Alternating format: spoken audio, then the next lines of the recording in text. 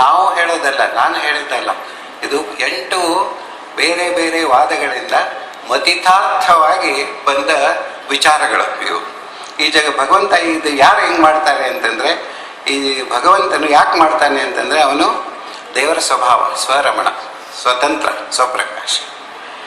ಇನ್ನೊಂದು ಥಿಯರಿ, ಈ ಜಗತ್ತು ಮಾನವರಿಗೆ ಗೊತ್ತಿಲ್ಲದ ಒಂದು ಯಾವುದೋ ಒಂದು ಬೇರೆ ಲಾಜಿಕನ್ನೇ ತಗೊಂಡು ಹೋಗ್ತಾ ಇದೆ ಮುಂದೆ. ನಮಗೂ ಅರ್ಥ ಆಗಲ್ಲ, ಯಾರಿಗೂ ಅರ್ಥ ಆಗ್ತಾ ಇಲ್ಲ.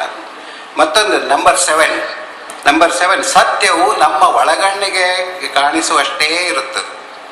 ಬೇರೆ ಬೇರೆ ವ್ಯಕ್ತಿಗಳಲ್ಲಿ, ಬೇರೆ ಬೇರೆ ಸಂದರ್ಭಗಳಲ್ಲಿ ಪ್ರತಿಯೊಬ್ಬ ವ್ಯಕ್ತಿಯ ಡೆವಲಪ್ಮೆಂಟ್ ಪ್ರಕಾರ ಅವರಿಗೆ ಹೊಸ ಹೊಸ ದೃಶ್ಯ ಗೋಚರವಾಗುತ್ತೆ, ಅವ್ಯಕ್ತಗಳು ವ್ಯಕ್ತವಾಗ್ತಾ ಹೋಗ್ತದೆ. ಈ ಥಿಯರಿ ಫಾನ್ ನ್ಯೂಮನ್ ಅಂತ ಹೇಳಿದ್ರು. ಈ ಜಗತ್ತು ಸತ್ಯ, ಅದು ನಿರ್ಮಿತವಾದ ಸತ್ಯ. ಇನ್ನೂ ಸತ್ಯ ಇದೆ ಬೇರೆ, ಅದು ನಿರ್ಮಿತವಾಗಬೇಕಾಗಿದ್ದ ಸತ್ಯ, ಅದು ಮತ್ತೊಂದು ಥಿಯರಿ. ಈ ಥಿಯರಿಯನ್ನು ಹೈಸನ್ಬರ್ಗ್ ಅನ್ನೋ ವಿಜ್ಞಾನಿ ಹೇಳಿದ್ರು.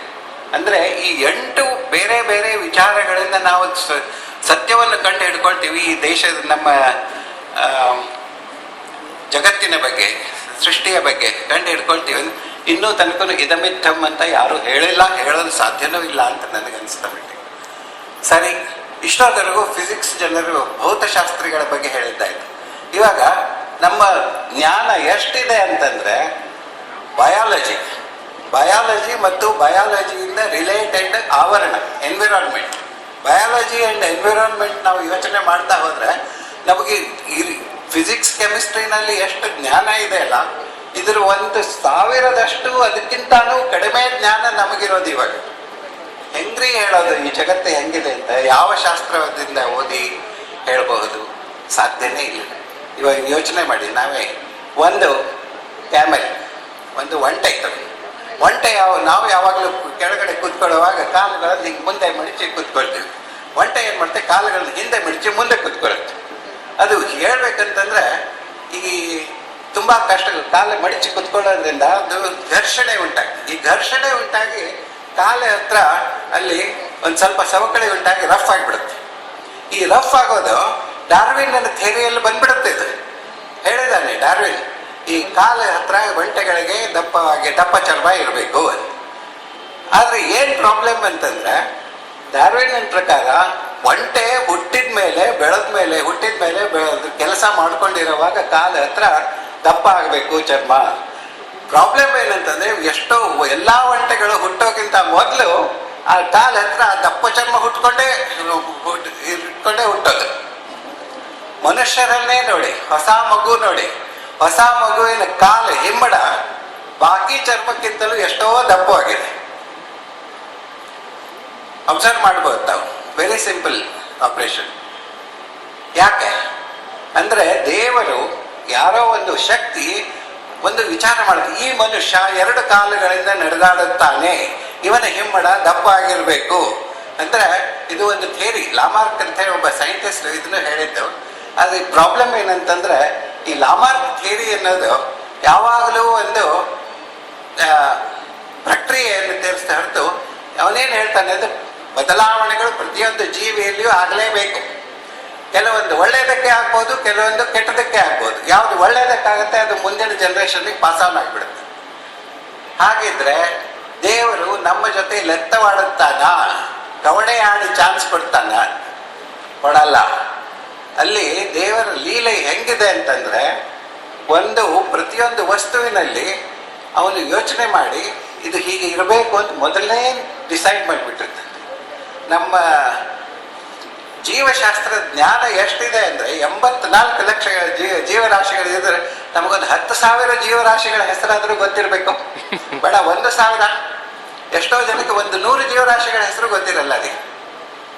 ಅದಕ್ಕೆ ಈ ಬರೀ ಜೀವರಾಶಿಗಳು ಅಂತಂದ್ರೆ ಬಯಾಲಜಿ ಬಿಡಿ, ಈ ಬ್ಯಾಕ್ಟೀರಿಯಾ ಬುದ್ಧಿ ಇರಲ್ಲ, ಸುಮ್ಮನೆ ಬಿಟ್ಕೊಂಡಿದ್ರೆ ಅದು ಹರಿದಾಡ್ಕೊಂಡು ಹೋಗ್ತಾ ಇರುತ್ತೆ. ಆದರೆ ಅವನೇನು ಮಾಡ್ತಾನೆ ಅಂದರೆ, ಬ್ಯಾಕ್ಟೀರಿಯಾ ಅದನ್ನು ಮುಂದಿನ ಜೀವಿಗೆ ಹೋದರೆ ಆ ಬ್ಯಾಕ್ಟೀರಿಯಾ ಅದನ್ನ ಇರುವೆಗಳಂತ. ನಾವು ಇರುವೆಗೆ ಯಾವಾಗಲೂ ಒಂದೇ ಇರುವೆ ಅಂತ ಹೇಳೋದೇ ಇಲ್ಲ.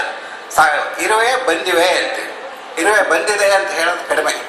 ಯಾಕೆಂದರೆ ಇರುವೆಗಳ ಗುಂಪೇ ಒಂದು ಬಯಾಲಜಿಕಲ್ ಸಿಸ್ಟಮ್. ಈ ಇಷ್ಟು ಆರ್ಡರ್ ಮುಂದೆ ಒಂದು ಇರುವೆಗಳ ಸಾಲು ಹೋಗೋದು ನೋಡ್ತಾ ಇರಿ. ಮುಂದೆ ಹೋಗ್ತಾ ಇರೋದು ಬೇರೆನೇ ಕೆಲಸ ಮಾಡೋದು, ಹಿಂದ್ಗಡೆ ಬರೋ ಇರುವೆಗಳು ಬೇರೆನೇ ಕೆಲಸ ಮಾಡೋದು.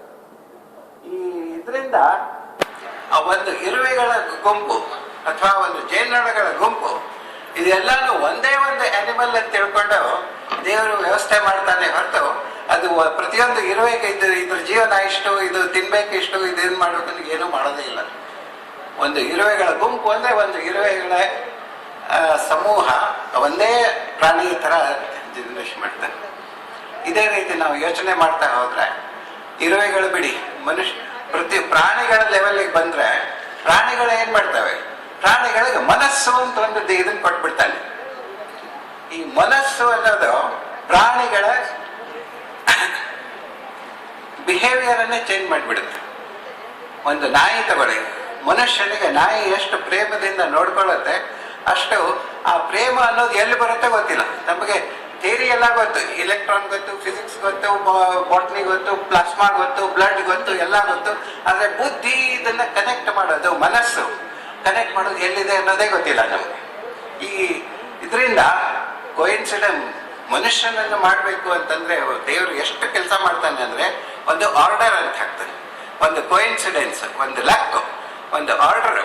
ಇವಾಗ ಇದನ್ನೇ ನೋಡಿ, ಈ ಫ್ಲವರ್ ತಗೊಳ್ಳಿ. ಈ ಫ್ಲವರ್ ಅಲ್ಲಿ ಪಕಡಗಳಿರುತ್ತೆ. ಈ ಪಕಡಗಳು ನೀವು ಕೌಂಟ್ ಮಾಡ್ತಾ ಹೋದ್ರೆ it follows a very simple system of mathematical number, Fibonacci number ಅಂತ ಹೇಳ್ತಾರೆ. ಈ ಫಿಬೋನೆಸಿ ನಂಬರ್ ಅಂತಂದ್ರೆ ಸೀರೀಸ್ ಅಂದ್ರೆ ಒಂದು ಸಿಂಪಲ್ ಆಗಿ ಹೇಳ್ಬೋದು. ಒಂದು ಮೊಲದ ಮರಿ ಒಂದು ತಿಂಗಳಿಗೆ ಒಂದು ಮರಿ ಹಾಕತ್ತೆ. ಇನ್ನು 10 ತಿಂಗಳಲ್ಲಿ ಎಷ್ಟು ಮರಿ ಆಗ್ಬೋದು ಟೋಟಲ್ ಅಂತ ಶುರು ಮಾಡೋದು. ಈ ಸೀರೀಸ್ ಮಾಡಿದ್ರೆ ಮೊದಲನೇ ತಿಂಗಳು 1, ಎರಡನೇ ತಿಂಗಳು 2, ಥರ್ಡ್ ತಿಂಗಳು 3, ಆಮೇಲೆ 4ನೇ ತಿಂಗಳು 5, 1, 3, 5, 8 ಈ ತರ ಒಂದು ನಂಬರ್ ಸೀರೀಸ್ ಹುಟ್ಕೊಳ್ಳುತ್ತೆ. ಈ ನಂಬರ್ ಸೀರೀಸ್ ಹುಟ್ಕೊಟ್ರೆ ಇದು ಸೃಷ್ಟಿಯಲ್ಲಿ ಎಷ್ಟು ಪ್ರಿವೆಲೆಂಟ್ ಆಗಿದೆ ಅಂದ್ರೆ, ಈ ಹೂವಿನ ಪಕಡೆ ತಗೊಳ್ಳಿ, ಈ ಫಿಬೋನೆಸಿ ನಂಬರೇ ಬರೋದು. ಯಾವುದೇ ಒಂದು ಗಿಡ ತಗೊಳ್ಳಿ, ಫಿಬೋನೆಸಿ ನಂಬರ್ ಪ್ರಕಾರನೇ ಅದು ಗಿಡದ ಟೊಂಗೆಗಳು, ಎಲೆಗಳು ಎಲ್ಲಾನು ಹುಟ್ಕೊಳ್ಳುತ್ತೆ.